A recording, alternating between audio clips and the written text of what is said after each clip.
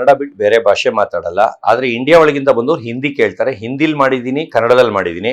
ಆದ್ರೆ ಎಲ್ಲಾರ್ಗು ಹೇಳ್ಬಿಡ್ತೀನಿ, ಬರಕ್ಕಿಂತ ಮುಂಚೆನೆ ಫಸ್ಟ್ ಪ್ರಿಫರೆನ್ಸ್ ಕನ್ನಡ ಇಷ್ಟೇ ಬರೋದು. ಹಿಂದಿ ಬಟ್ಲರ್ ಅಲ್ಲಿ ಬರುತ್ತೆ ಅಷ್ಟೇ ಬರೋದು.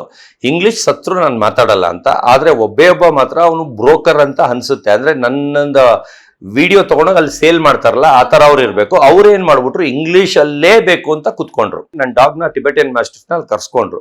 ಬರಲ್ಲಪ್ಪ ಏನ್ ಮಾಡೋದು ಅಂದ್ರೆ ಅವ್ರು ಏನ್ ಹೇಳಿದ್ರು, ಕೊನೆಗೆ ಇಂಗ್ಲಿಷ್ ನ ಕನ್ನಡದಲ್ಲಿ ಬರ್ಕೊಂಡು ಅವ್ರು ಹೇಳ್ತಾರೆ, ಈಗ ದಟ್ ಅಂದ್ರೆ ದಟ್ ಅಂತ, ಈಸ್ ಅಂದ್ರೆ ಈಸ್ ಅಂತ ಕನ್ನಡದಲ್ಲಿ.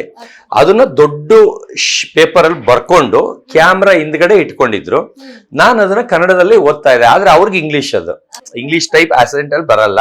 ಅಲ್ಲಿ ಸಕ್ಸಸ್ ಆಯ್ತು ಇಲ್ಲ ಗೊತ್ತಿಲ್ಲ. ಅದು ಒಂದು ಕನ್ನಡದಲ್ಲೇ ಮಾಡಿದೀನಿ, ಆದ್ರೆ ಇಂಗ್ಲಿಷ್ ಅಂತ.